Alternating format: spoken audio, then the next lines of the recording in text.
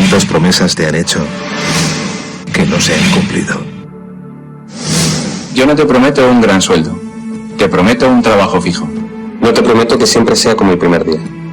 Te prometo que nunca te faltarán las fuerzas. No te prometo que todos tus compañeros resistan. Te prometo que se puede llegar hasta el final.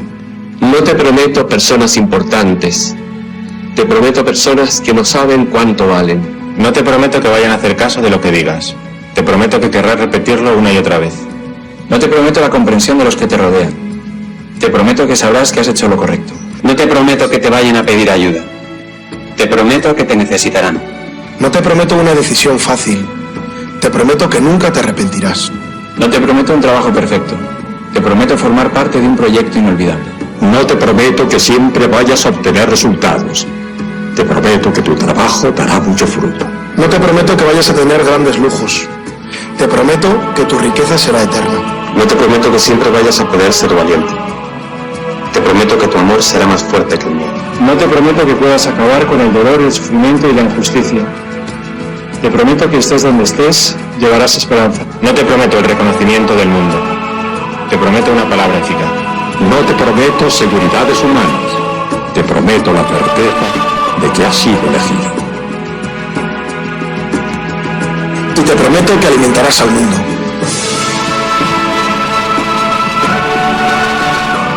Unirás corazones. Acompañarás a los que sufren. Confirmarás a los que quieren ser fuertes. Experimentarás con ellos la verdadera alegría. Sumergirás a los hombres en la verdad. Y serás sacerdote, testigo de Jesucristo.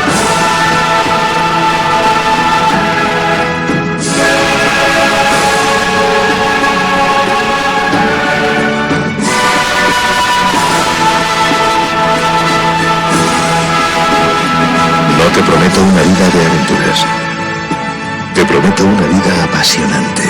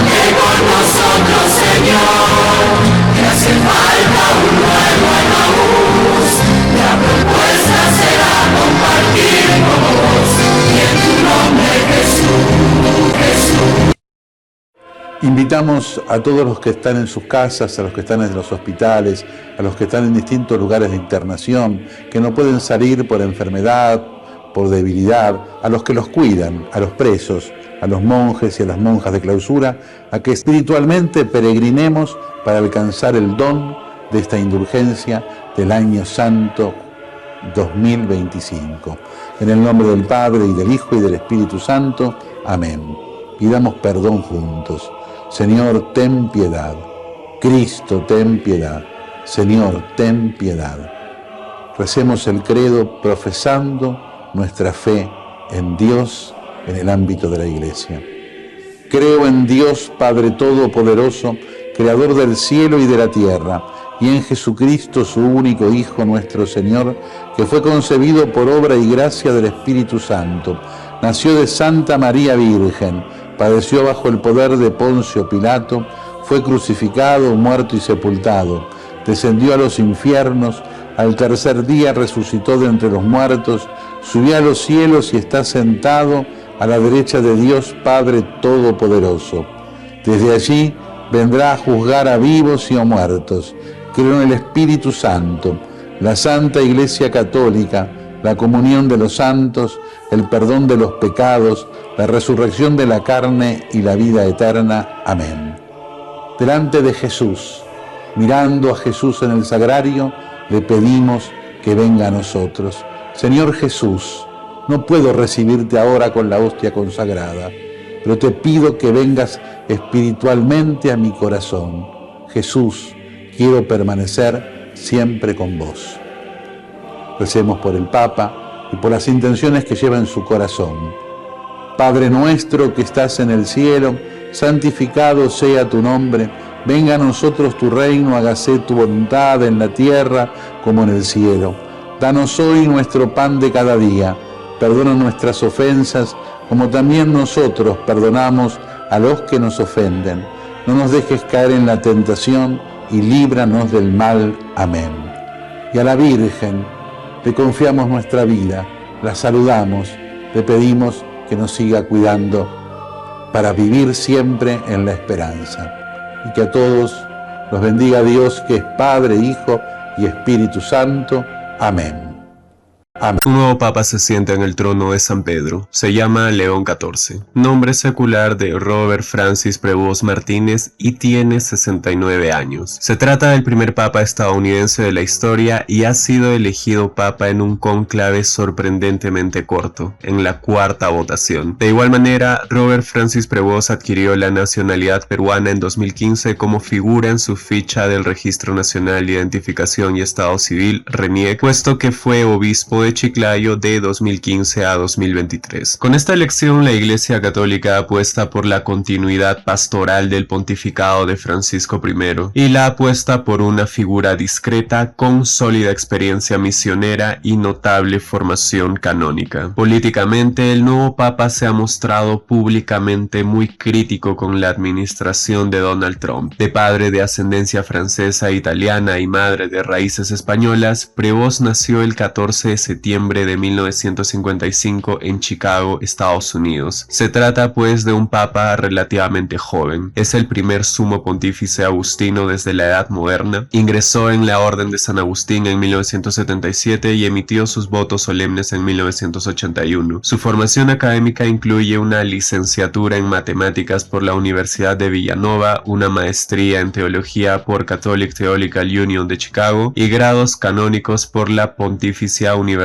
de Santo Tomás de Aquino en Roma. Su tesis doctoral versó sobre el papel del prior local en la vida agustiniana, revelando desde temprano su interés por el gobierno eclesial. Ordenado sacerdote en 1982, su vida pastoral y académica se consolidó en el Perú, donde ejerció como misionero, formador, juez eclesiástico y docente durante más de una década. Su conocimiento profundo de la realidad latinoamericana, especialmente andina, lo convirtió en una figura de puente entre el norte global y el sur eclesial. En 1999 regresó a Estados Unidos como provincial y poco después fue elegido prior general de los agustinos, cargo que ocupó por 2 mandatos hasta 2013. En 2014 el Papa Francisco lo nombró administrador apostólico de la diócesis de Chiclayo en Perú y al año siguiente fue consagrado obispo. Su liderazgo pastoral en un país azotado por la inestabilidad política fue valorado especialmente por su papel moderador senador desde la Conferencia Episcopal Peruana, donde integró el Consejo Permanente y la vicepresidencia. En su primer discurso ha hablado en español y ha recordado a Chiclayo, donde es conocido tiernamente como Roberto. Elevado a prefecto del Dicasterio para los Obispos en 2023, uno de los cargos más influyentes en la curia romana, Prevost pasó a ser responsable de la selección episcopal en todo el mundo. Su perfil discreto, su capacidad de escucha y su conocimiento de la vida consagrada y de la realidad eclesial de América Latina lo convirtieron en una figura respetada, aunque poco mediática. Fue nombrado cardenal ese mismo año. Prevost ha sido considerado un fiel intérprete de la visión de Francisco, cercano a los pobres y a los inmigrantes, defensor de una iglesia sin privilegios ni clericalismos y partidario de una pastoral más compasiva. Ha apoyado discretamente medidas como la apertura a la comunión de divorciados vueltos a casar, y aunque ha sido más prudente en cuestiones de doctrina sexual, dio señales de aceptación moderada hacia documentos como Fiducia Supplicans. Políticamente se espera que su papado sea tenso con el presidente de su país de origen, Donald Trump, aunque el presidente de los Estados Unidos ha mostrado cierto interés en acercarse al Vaticano ahora que el nuevo papa posee esa nacionalidad. Según Jaime Susana del portal periodístico The Objective, su pontificado, sin embargo, no estará exento de desafíos. Pesa sobre el nuevo papa la sombra de dos controversias por casos de abuso sexual cercanos. El primero, durante su etapa como superior agustino en Estados Unidos, involucra a un sacerdote no perteneciente a su orden alojado cerca de una escuela. Aunque Prevost no fue directamente responsable, la situación ha sido utilizada para cuestionar su juicio. El segundo caso, más reciente y más complejo, surgió en Chiclayo, donde 3 menores acusaron a 2 sacerdotes. Aunque Prevost abrió una investigación canónica, remitió el caso a Roma y animó a las víctimas a acudir a la justicia civil. Nuevas alegaciones sobre el presunto pago de $150,000 para silenciar a las denunciantes en 2025 reavivaron la polémica. La diócesis lo ha defendido en todo momento y el nuevo papa conserva documentación oficial que avalaría su proceder. Pese a estas dificultades, su perfil de misionero, su alejamiento de las élites eclesiales tradicionales y su relación de confianza con el Papa Francisco lo posicionaron como un candidato de compromiso en el cónclave de 2025. Prevost es miembro de 7 dicasterios vaticanos y del gobernatorato del Estado de la Ciudad del Vaticano, señal de su versatilidad administrativa y de la alta estima en la que era tenido por Francisco. Como Papa, Robert Francis Prevost Martínez se presenta como un hombre de gobierno con espíritu de pastor, formado entre los pobres de América Latina y dotado de una visión de iglesia menos centrada en el poder que en la escucha, la reforma y el encuentro. Un pontificado que probablemente combinará discreción, firmeza pastoral y apertura a los márgenes, en la línea del modelo eclesial franciscano que él mismo ha encarnado durante décadas. Su lema de escudo de armas desde su obispado fue tomado de San Agustín. Este lema es In illo uno unum, en aquel uno seamos uno, una invitación clara a la unidad en Cristo en tiempos de división y polarización global. Prevost eligió el nombre de León XIV, convirtiéndose en el 14º papa con ese nombre y el número 267 en la historia de la Iglesia Católica. Este nombre evoca a papas anteriores como León I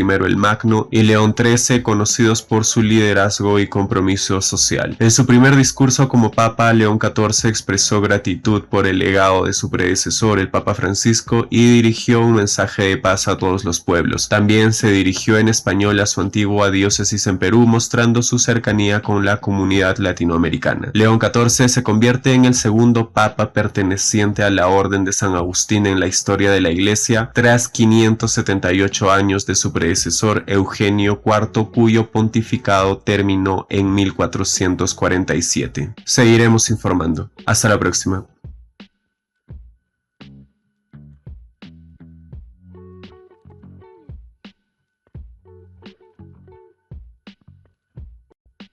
Interesante detenernos un poco en la historia del movimiento peronista para darnos cuenta de todas las cosas que intentaron hacer para borrar la memoria colectiva del pueblo. Primero, el golpe fusilador del 55, antes de tomar el poder el 16 de junio, bombardeó la Plaza de Mayo a una ciudad abierta, provocando 300 víctimas, varios inválidos, gente que perdió la vida y que ni siquiera pertenecían a la idea del peronismo. Eran simples argentinos, ciudadanos argentinos que andaban por Plaza de Mayo. Le faltaron las decisiones masculinas para pegarle un tiro a Perón. No se animaron y entonces masacraron al pueblo indefenso en la plaza. Después, cuando asumieron y se les sublevó un sector cívico-militar en el 56 contra la dictadura de Rojas y Aramburu, no tuvieron ningún empacho en fusilar y mandaron a fusilar ellos que no tenían ningún derecho que no fuera el del golpismo para imponer la ley y el orden a través del fuego. Es la única cosa que conocieron siempre. Habían bombardeado, ahora fusilaban. Pasó el tiempo y proscribieron durante 18 años al peronismo. Cuando se lo habilitó, ganó Framín una elección provincial y como había ganado el peronismo hicieron un golpe de Estado. Tampoco se le podía dar. Miren, desde 1955, el golpe financiado por los ingleses que tuvo a la fracasada y funesta Unión Democrática compuesta por radicales, comunistas, socialistas, demócratas progresistas, demócratas cristianos y sectores liberales, ese grupo que no había podido ganar las elecciones se apoderó a través de Rojas y Aramburu, dos funestos personajes que siguieron a Lonardi, otro similar, pero que había cometido la osadía de decir que no había ni vencedor ni vencido y entonces ellos mismos lo liquidaron, le aceleraron la enfermedad que tenía y lo mataron. En realidad, lo que está pasando en la historia argentina inmediatamente recurrente, se repite ahora, cuando aparece este personaje disfrazado de vocero, un economista frustrado que es Adorni, para decir, se clausura el Instituto de Investigaciones Juan Domingo Perón. Mire, cachivaches, ustedes no tienen la menor idea de que a nosotros nos pasó lo que nos pasó, porque evidentemente desconocen la historia. Nos bombardearon, nos fusilaron, nos allanaron, nos proscribieron 18 años, nos persiguieron, nos dieron cárcel, torturas, desapariciones, y no nos han vencido. Pero no se quieren convencer que no nos han vencido.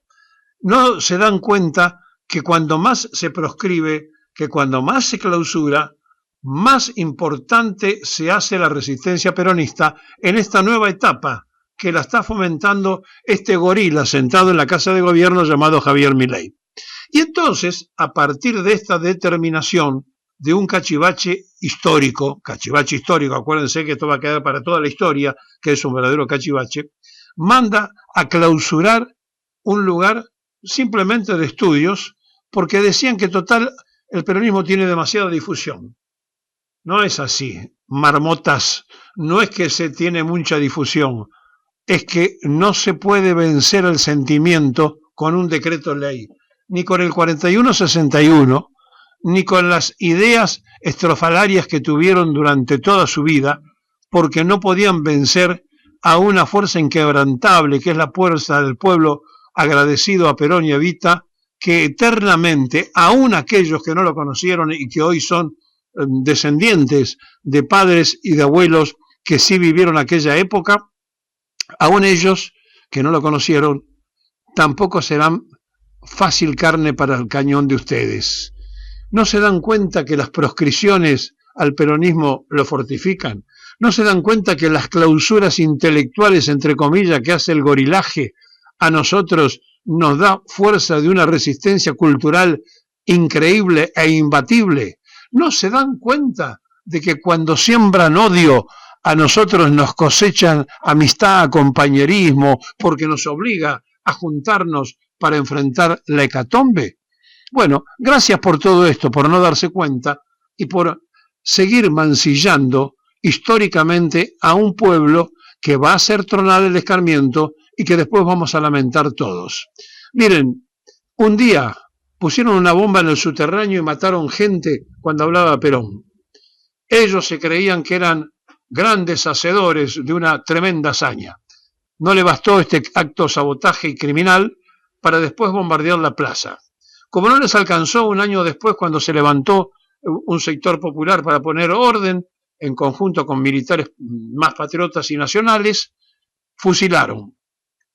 Y no se dieron cuenta que las proscripciones, los bombardeos, los fusilamientos, las cancelaciones, nos han fortificado como invencibles.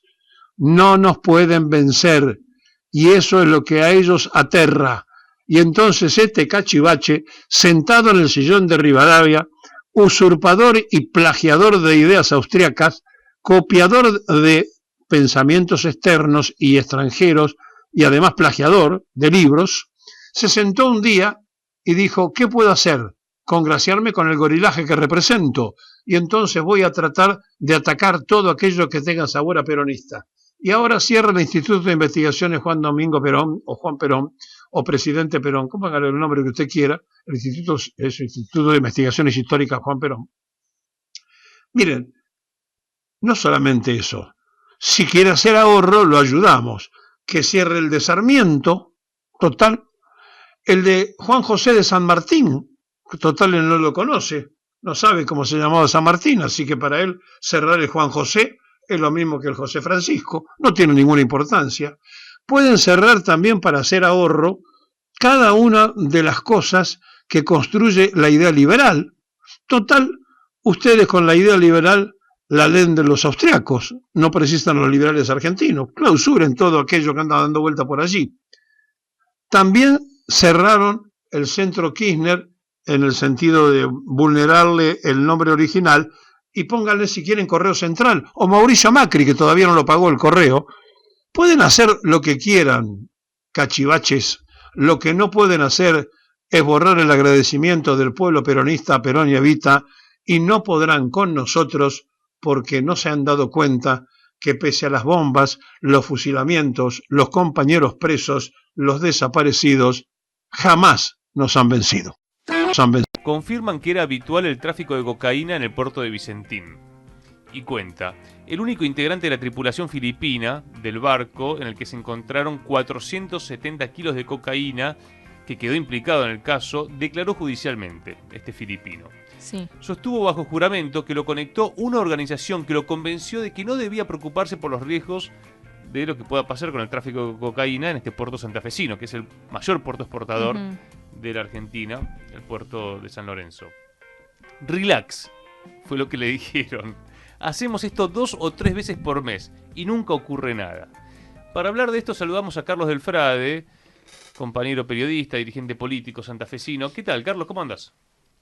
¿Cómo les va? Gracias por llamar. Bueno, es algo que se sabe, ¿no? Pero de repente, no sé si está todo tan roto o están tan relajados los narcos que directamente se encontró la cocaína ahí nomás. ¿Es así? Sí, lo que pasa es que acá es narcotráfico de verdad. No es el chiquitaje de los barrios de Villa 31, Retiro, o lo que pasa en distintos barrios de Buenos Aires. Es el chiquitaje. Nos quieren hacer creer que ahí está Pablo Escobar Gaviria. Eso es una gran mentira del sistema. Los grandes negocios mafiosos del sistema que alimentan al sistema, el petróleo, las armas, los medicamentos, el narcotráfico y la trata de personas, lo manejan los grandes empresarios mafiosos. Y lo que pasa por los puertos, que es narcotráfico de verdad, lo manejan los grandes empresarios, entre otros los delincuentes de Vicentín.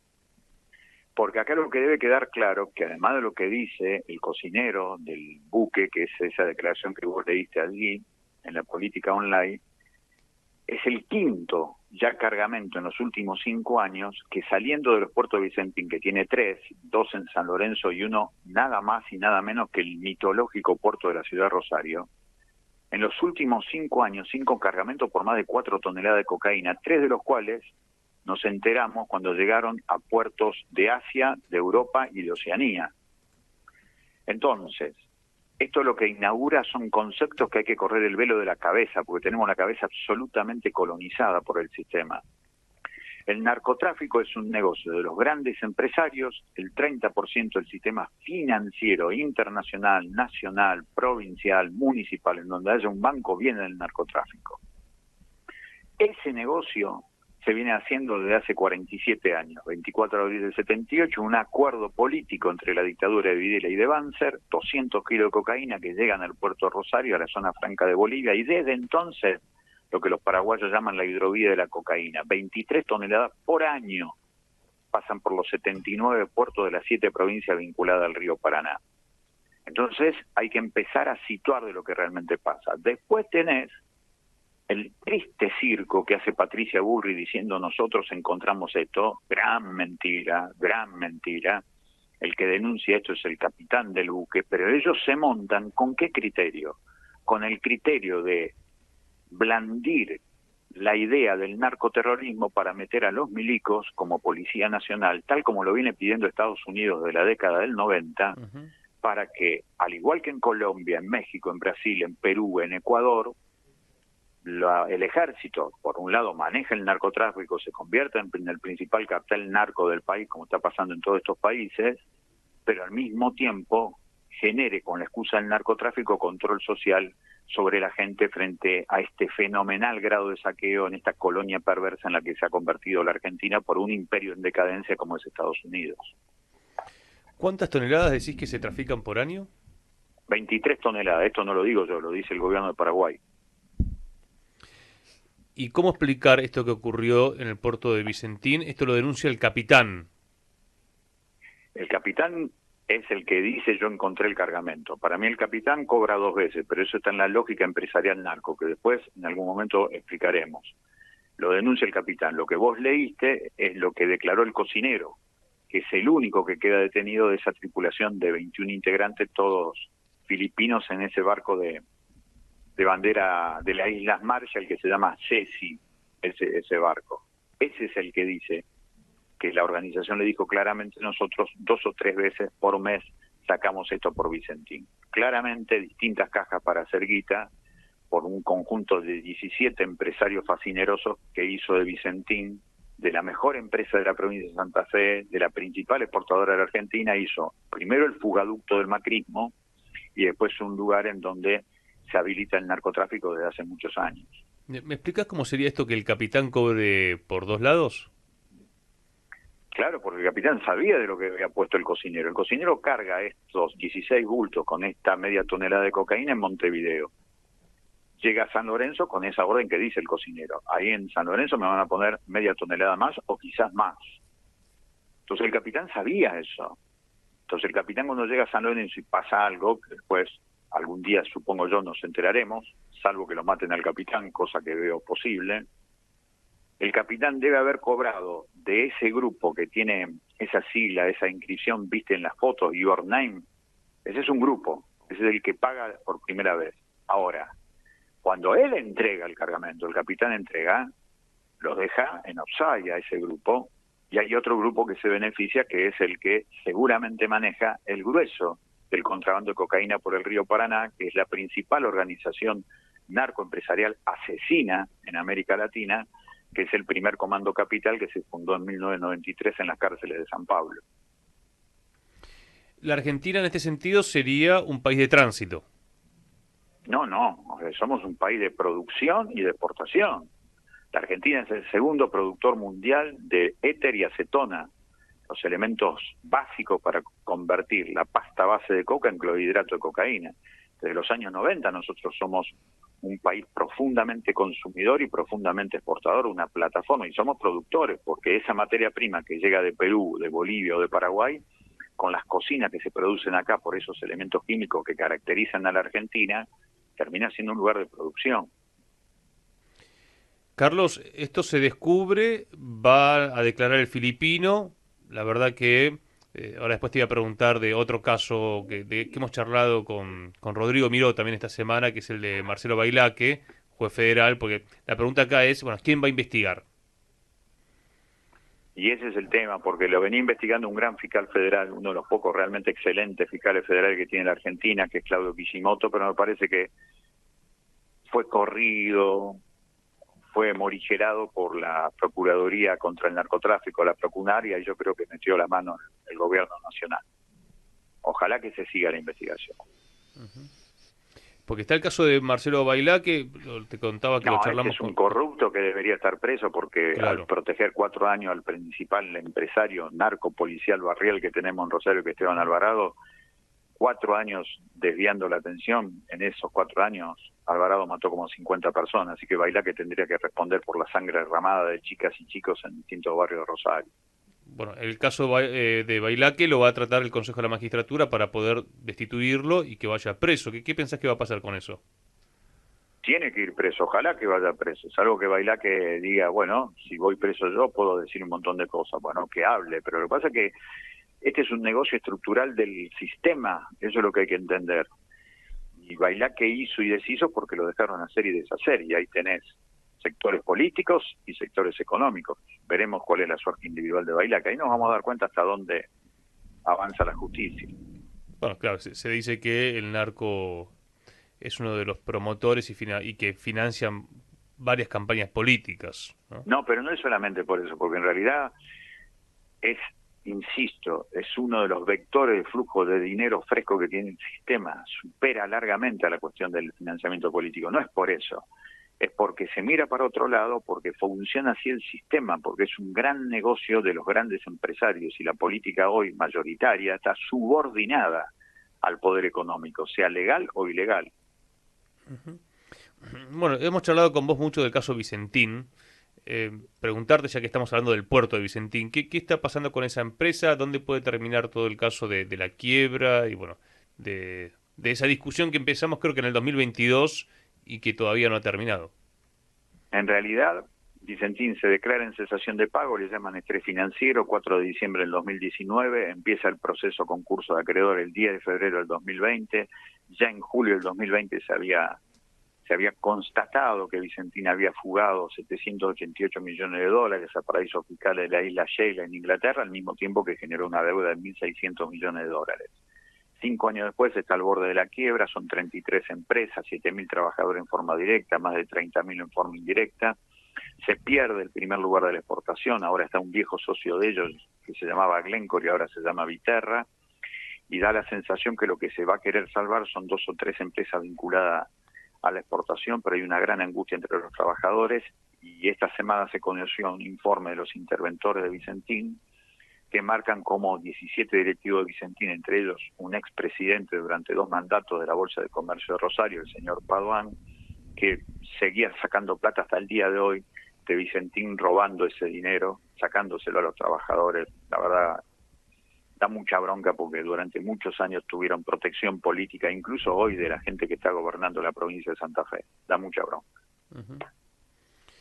Entonces vos lo que decís que de todo el entramado de Vicentín van a quedar algunas empresas en manos de capitales extranjeros.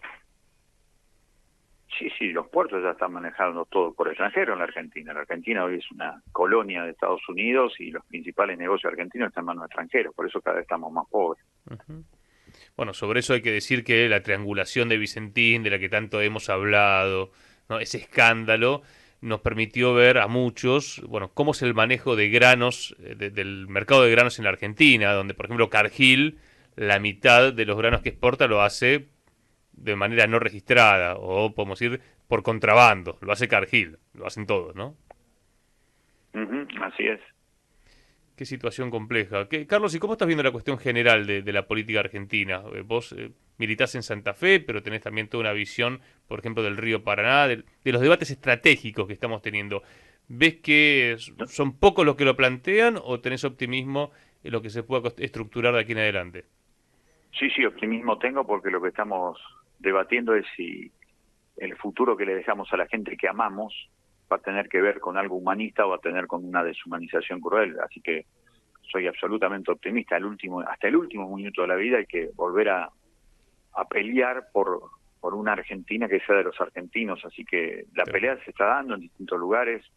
Somos minoría por ahora y algún día seremos mayoría, pero hay que trabajar mucho en la conciencia de la gente. Hay que descubrir la cabeza nuestra con pensamiento propio. Yo el último libro que saqué tiene como título Soberanía de la Cabeza, porque quiero que la gente vuelva a pensar sobre sí misma, sobre sus necesidades, no que sea pensada y repita los pensamientos que el poder económico le mete a través del teléfono celular o de los medios de comunicación. Soberanía de la cabeza es fundamental y humanismo beligerante. La última te pregunto, Carlos, respecto de la mal llamada hidrovía, que es en realidad la red troncal fluvial, cómo gobernamos... El río Paraná es, todo lo demás es verso. El río Paraná. El río Paraná. Vi que estuvieron haciendo algunos eventos desde la Cámara de Comercio. Sí. Invitando investigadores. Recordemos que en febrero quedó frustrada la licitación, una licitación amañada. El dragado, balizamiento y peaje. Claro. Que era una pelea entre Macri y Milei, es eso, por eso se frustró. El pueblo está fuera totalmente de la discusión del lugar por donde sale la mayor cantidad de riqueza. Esto es lo más obsceno. Eso es Como un nos hecho dejan objetivo. afuera del lugar por donde sale la mayor riqueza de la Argentina. Ahora, si podés recordarme la disputa, Macri representaba a la empresa belga de Sorreguieta, ¿no? De la Reina. No. A la empresa holandesa. Holandesa, perdón. Esa es una empresa que no tiene vínculos como Estados Unidos, como sí tiene la Jan de Null, que sí es belga, que representa a Milei porque es un soldado de los yanquis. De Trump. Claro. Sí, que de hecho dejaron afuera a la China, ¿no? Ahora, ¿cómo está la discusión? Lo tratan de hacer. Tratan de hacerlo, es muy difícil dejar afuera a China. Claro, porque tiene la mejor oferta. ¿Y eso en qué estado está? No, eso es una discusión entre ellos de minorías. Lo que nosotros estamos tratando de pelear es en que se cumpla la Constitución Nacional, los códigos civiles, las leyes provinciales, en donde la cuestión del agua de los ríos es, en primer lugar, soberanía de las provincias.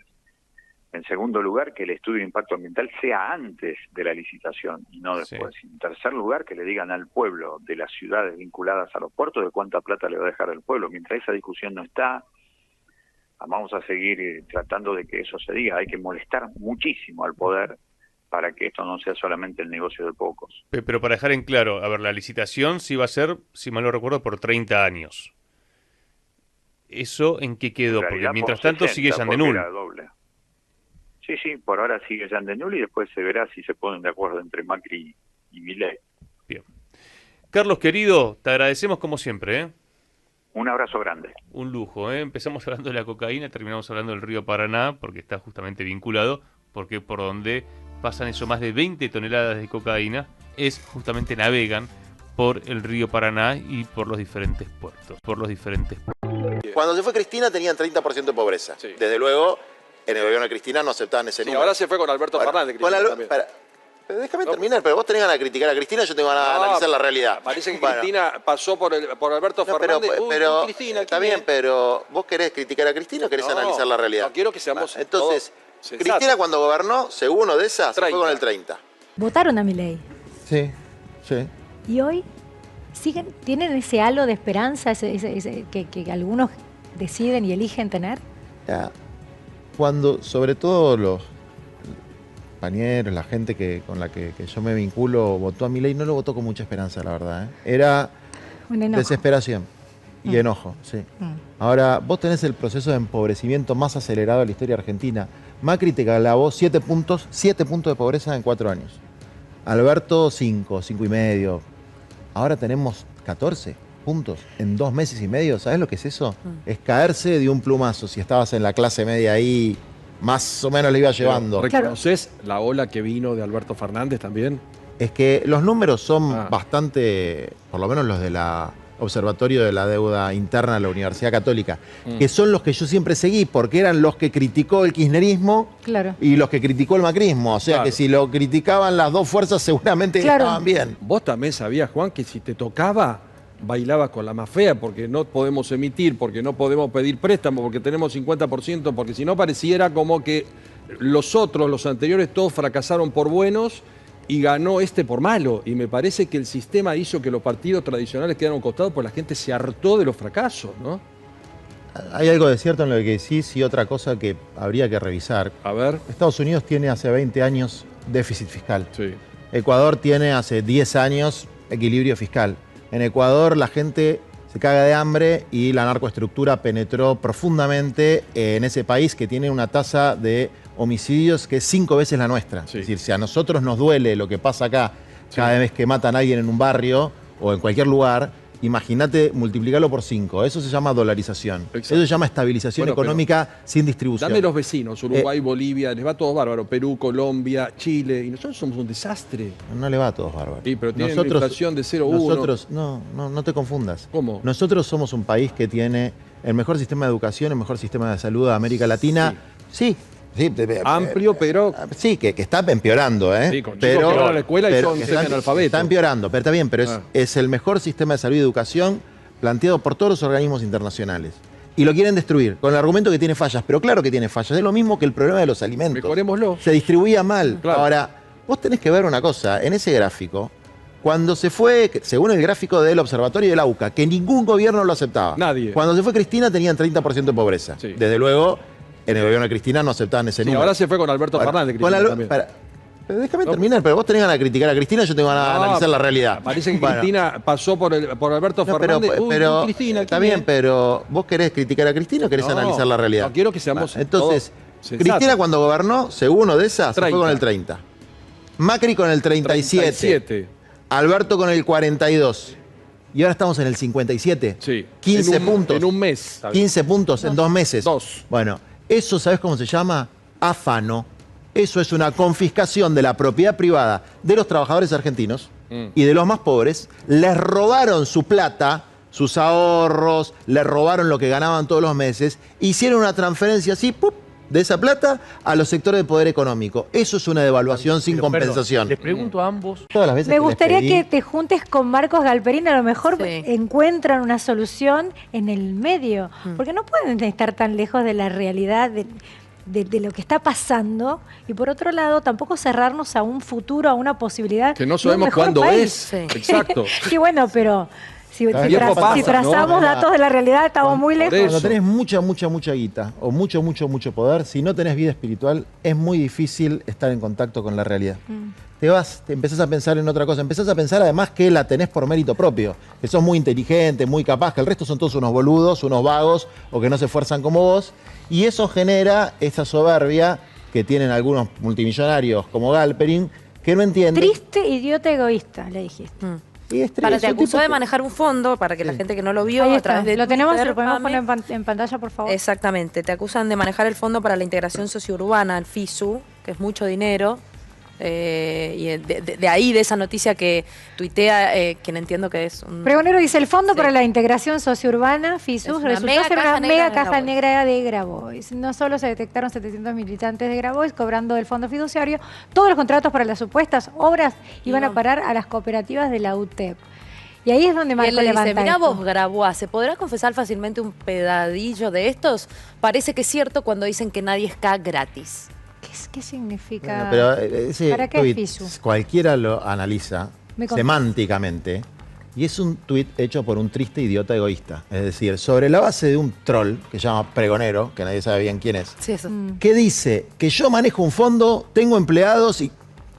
A ver, ¿con qué prueba? Si yo manejara el 1% del poder y la guita que dijeran y le hiciera para mí, pero sería trillonario. ¿Por qué no vienen a ver dónde vivo yo?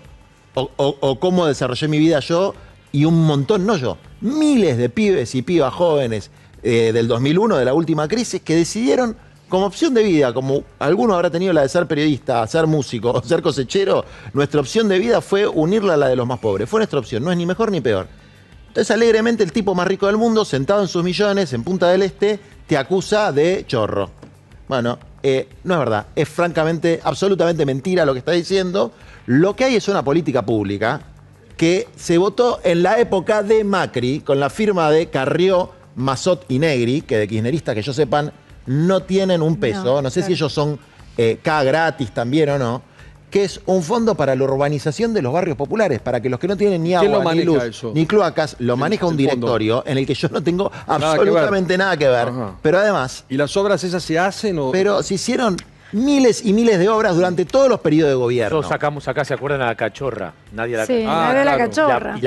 Había una parte de la Villa 21-24 que se estaba urbanizando y otra paralizada ahora. A todo lo que tenía que ver con el RENAVAP y todo y la organización Techo. Ahora, te quiero preguntar. Ahora, ¿qué hice yo?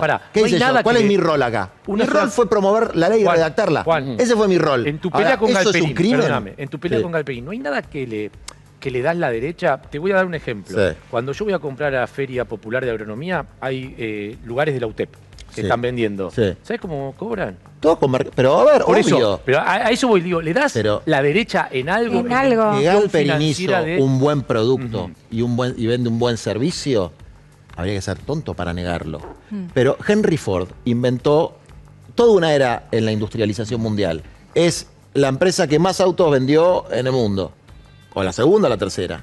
Y el tipo fue el principal promotor del antisemitismo en los años previos al nazismo, con un libro que se llama El Judío Internacional. Es decir, ser un gran empresario y hacer un buen producto no te da la razón, no te da la razón en política. te da la razón, te estaba No, preguntando claro. si le valorabas Como a- empresario Eso, tratar de unir un pero, poquito a ver, las como partes. empresario, Toma hizo tu un buen mate, producto. Juan. Los empresarios tampoco, Juan, Vamos a veces da la cerrando. sensación de que todos los empresarios... No, No da la sensación. pero- Él lo toma así. Yo quiero... Él hizo un buen producto, hizo un buen servicio. No, y hay empresarios que son extraordinarios. Pero como y dar teórico laburo. político, Sí. como teórico político, es un facho.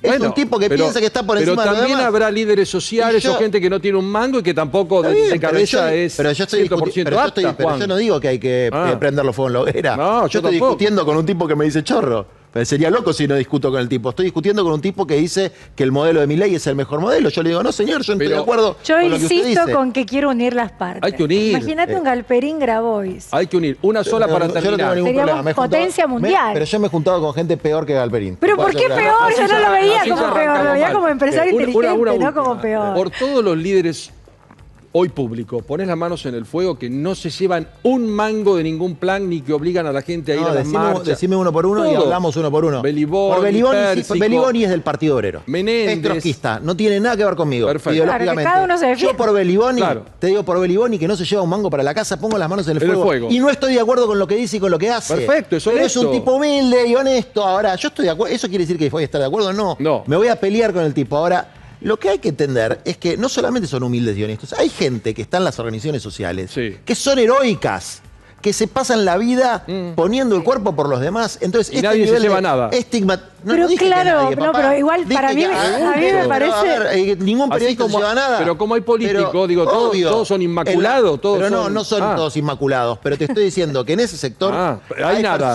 Perfecto. hay personas que son de la mejor gente que por lo menos yo conocí te en lo mi vida. creo. De la mejor gente que conocí en mi vida. Entonces, que venga un salame, porque es multimillonario, y te lo dice de Punta del Este. ¿O por qué, ¿por qué no le salame? tengas No, bronca. porque si no fuera- porque ¿O si por no qué fuera- salame nomás? No, Porque si no... si no fuera multimillonario. A ver, si no contame. fuera el tipo- Está en si no Punta fuera del el Este pibe que más también rico te de la jode. Argentina, nadie le daría demasiada bola. Ah. ¿Entendés? El chabón habla sentado, es como hablar sentado en el caballo del comisario. No Cuando sé tenés si mucho es tan poder. así. y Pero bueno, también es tu mirada, y está bien, te la Y respeto. otra cosa que te pero digo es- creo que no terminamos de unirnos jamás. Sí, es como también el desprecio al que tiene. ¿Y por qué tiene? Listo, es salame, ponele. no, para vos. este está en tiene- Punta del Este. pero hay otros que tienen y no son salame. Pero aparte, el problema con los que tienen demasiado es que no quieren pagar los impuestos. El tipo está en Punta del Este porque no quiere pagar los impuestos. ¿Tanta tenés, hermano, y te cuesta pagar la parte que te corresponde? ¿Está tan mal lo que estoy diciendo? No. Ah, sí. Yo en eso coincido. Yo te doy Tenemos mi que ir mirada. cerrando. Yo te doy Tenemos mi que ir mirada. cerrando. Lundin, asociada a la australiana BHP, dieron cuenta de la mayor exploración de cobre en 30 años. Infobae lo publicó como un fuerte anuncio de una minera sobre un proyecto en la Argentina que se llama Proyecto Vicuña, en la provincia de San Juan. Vamos a hablar con el ingeniero Enrique Martínez, lo tenemos en línea, compañero del Movimiento Nacional, quien estuvo al frente del INTI, del Instituto de Tecnología Industrial, y que conoce bien cuando hablamos del tema minero. ¿Qué tal, Enrique? Lucas y Leila te saludan. ¿Cómo les va? Buen día.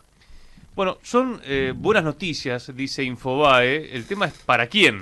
¿No? El tema de la minería, ¿cómo hay que comprenderlo hoy en la Argentina? Porque sabemos que tenemos muchas riquezas, pero cada vez nuestro pueblo está más empobrecido, Enrique.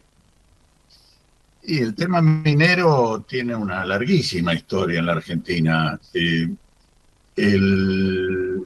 La década del 60 del siglo pasado, el Banco Mundial financió y en forma directa un relevamiento general del potencial minero argentino, y desde entonces se conoce con bastante precisión cuál es el potencial en materia de cobre, en materia de oro, de plomo, no tanto de litio, que es posterior, porque el litio no era un elemento relevante en ese momento, ni de tierras raras que aparecieron después. Pero lo concreto que se conoce desde entonces, y Argentina pasó a ser, diría, la caja de ahorro de la minería continental, porque lo que se estaba explotando en Chile tenía como reflejo equivalente en la Argentina. Lo que sucede es que no había inversiones, eran a desarrollar más adelante cuando el mercado se expandiera.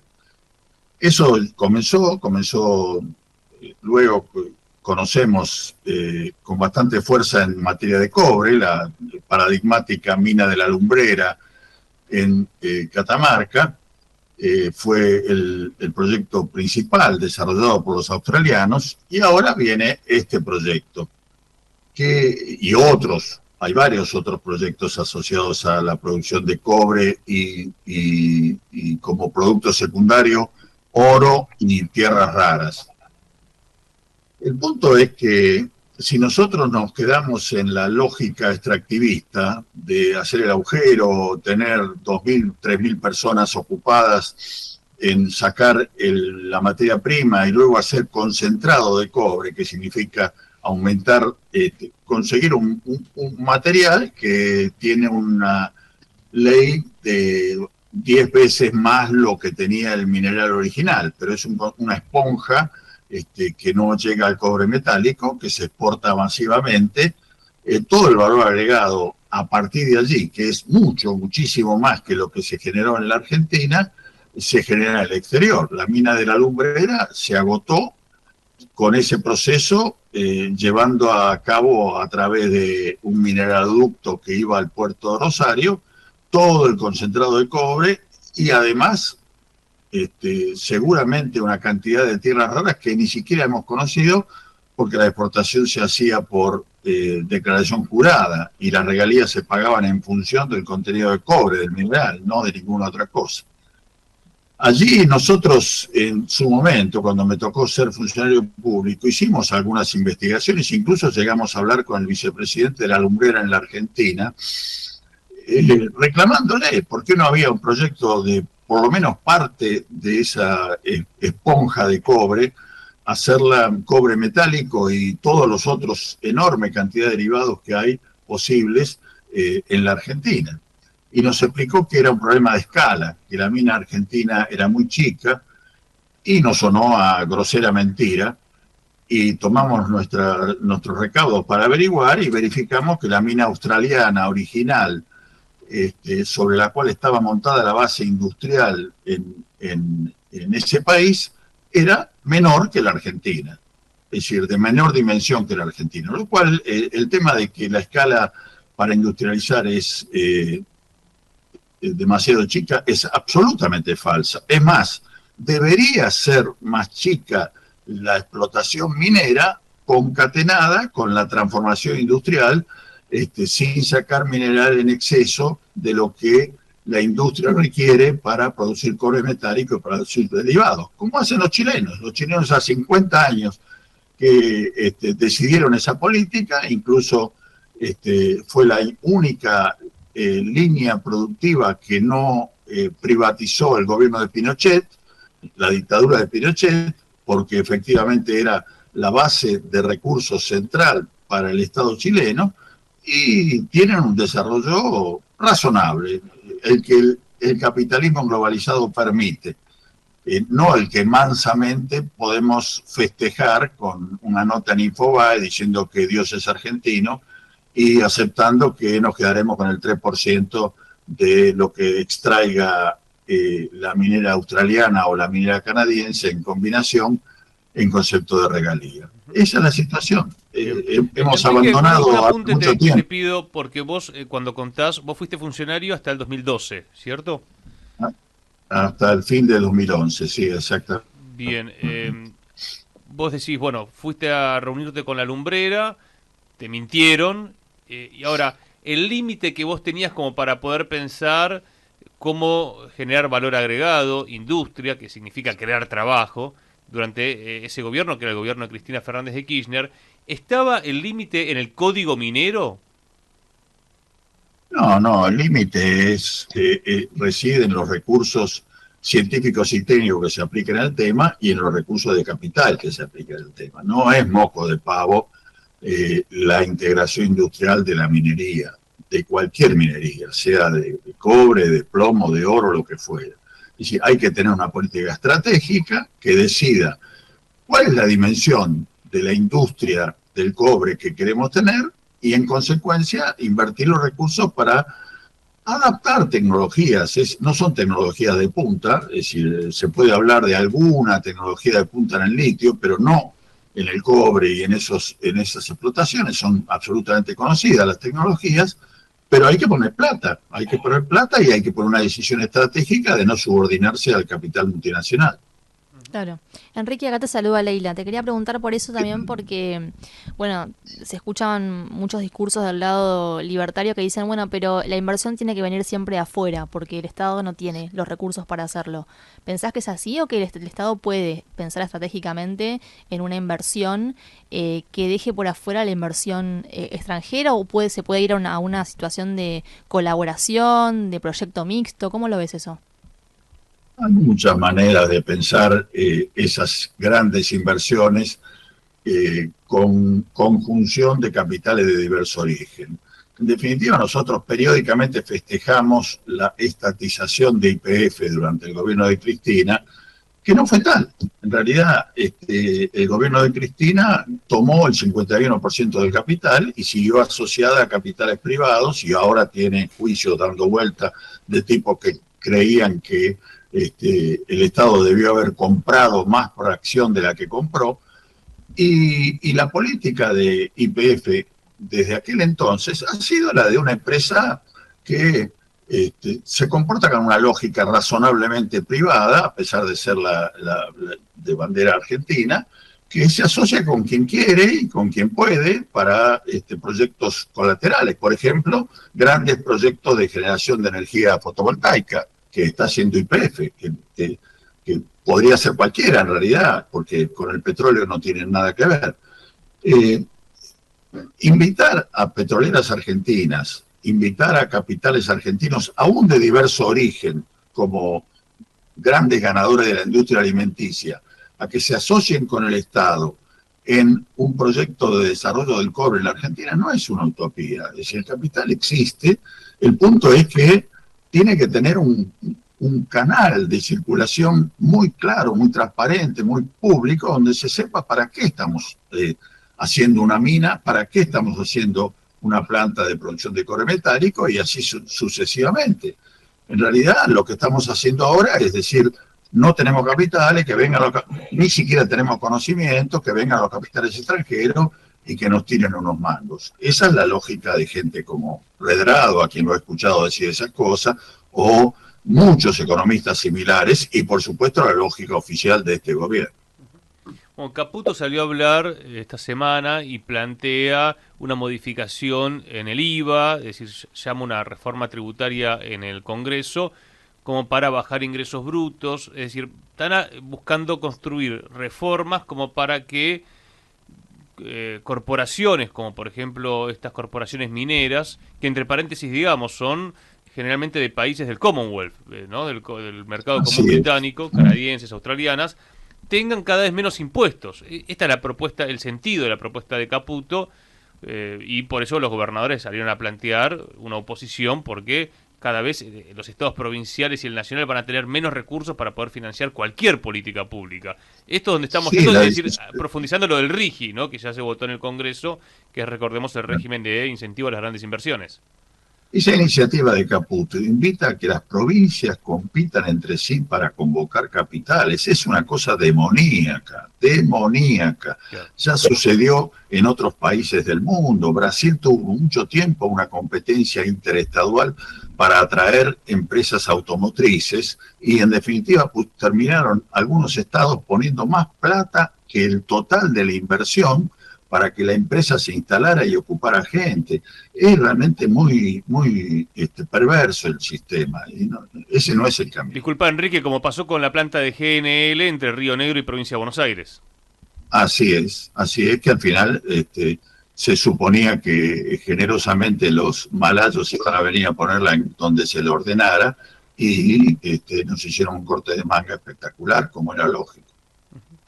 Qué tiempo difícil que estamos viviendo, porque hasta uno, si hace un análisis del escenario político argentino, que la dirigencia puede estar discutiendo ficha limpia o las listas de las elecciones, pareciera que en los foros empresarios, de hecho el foro de Yao Yao no invitó a ningún político, pareciera como que las corporaciones están ya casi pudiendo prescindir de la dirigencia política. Es que es así, porque se ha entregado la iniciativa a las corporaciones casi sin excepción tienen socios extranjeros o son directamente totalmente extranjeras, y se supone que la iniciativa la tienen ellas y que hay que facilitarles el campo todo lo posible. Eso no solo nos deja a las grandes inversiones expuestas a esto, a que sean migajas que queden en la Argentina, sino dejan fuera del escenario todo el trabajo que hay que hacer en el plano popular, digamos. Nosotros efectivamente nos ocupamos de cómo conseguir que vengan australianos y canadienses a sacar el cobre, pero de ninguna manera tenemos un plan, ni siquiera a escala municipal, para cuidar mejor a los jubilados que necesitan protección, digamos, a los adultos mayores que no pueden valerse por sí mismos. No tenemos un plan de cuidado, cosa muy básica que no necesita más que organización social, no necesita capital. O en todo caso, una vez que está la organización social definida y que se entienda qué hacer, no tenemos forma de pensar para adelante. Lo mismo pasa con los comedores populares. Los comedores populares de la provincia de Buenos Aires, provincia que quiere ocuparse de la gente, reciben alimentos secos 3 veces por año, por ejemplo, porque el grueso de la atención de la provincia de Buenos Aires está concentrado en los colegios y en la familia de los pibes que mandan a los pibes a los colegios. Esa lógica de suponer que nosotros casi no servimos para nada se ha instalado en la política de manera muy general, y a la recíproca en los empresarios que piensan que no necesitan a los políticos. Bueno, este tiempo va a pasar y por eso quizá hay que ir generando ámbitos, Enrique, en la comunicación, en la organización política, como para poder pensar un futuro posible.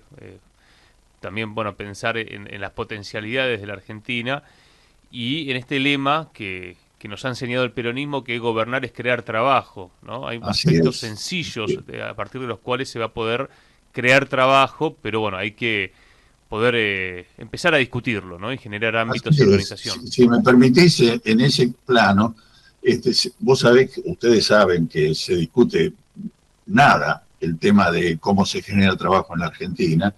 Yo he visto en algún programa de televisión que le ha dado mucho tiempo a eso. Paso a mencionarlo, es el programa que dirige Juan Di Natale en el Canal Bravo, donde dedicaron 3 medios programas, lo cual es un montón en los tiempos actuales, casi 2 horas, a discutir cómo generar trabajo, con 2 ejes centrales. Uno, aumentando la participación de los trabajadores en las decisiones de las empresas capitalistas, lo cual es, a mi juicio, voluntarista. Y segundo, aumentando la capacitación de los trabajadores potenciales en las tecnologías de punta. Se dedicó todo un medio programa a discutir cómo es importante que estudiemos inteligencia artificial, porque esa inteligencia vendrá y la empleabilidad en inteligencia artificial nos generará más ocupación. En definitiva, uno y otro camino admite que el eje es el interés de los capitalistas. Si los capitalistas tienen un negocio, que vayan para adelante. Lo que hay que hacer es conseguir que la mayor cantidad de trabajadores obtengan un beneficio complementario del que los capitalistas consiguen. En ningún caso se discutió allí, ni se discute en ámbito alguno, cómo puede organizarse una comunidad en función de atender las necesidades de la base social, y cómo eso genera trabajo, y cómo eso hecho eficientemente es garantía de trabajo, incluso trabajo pleno. Eso lo estudian incluso teóricos europeos, como Paulina Chercheva, que a pesar de que su nombre sugiere otra cosa, trabaja en Francia, que sostiene que el trabajo para todos no es una utopía, es función de enfocar la producción y el desarrollo comunitario atendiendo básicamente las necesidades de la gente, y ahí aparece el trabajo. Claro, bueno, los cuidados, la alimentación, la producción de elementos básicos para la limpieza, para la vida en comunidad, ¿no? Así es. Excelente, apunte, y bueno, te vamos a volver a convocar, Enrique, gracias. Hablé. Un abrazo No, enorme. cómo no. Un gusto siempre hablar con Enrique Martín, con Enrique... Pueblo que escucha, únete a la lucha. Pueblo que escucha, únete a la lucha. Pueblo que escucha, únete a la lucha. Pueblo que escucha, únete a la lucha. Pueblo que escucha, únete a la lucha. Pueblo que escucha, únete a la lucha. Pueblo que escucha, únete a la lucha. Pueblo unido, nunca vencido. Pueblo unido, nunca vencido. Y luche, luche, luche, no deje de luchar. Y luche, luche, luche, no deje de luchar. Por un canto de obrero, obrero y popular. Y luche, luche, luche, no deje de luchar. Pobre el pobre que no luche, siempre callado nomás. Le han de robar su guitarra, nunca más ha de cantar. Y luche, luche, luche, no deje de luchar. Y luche, luche, luche, no deje de luchar.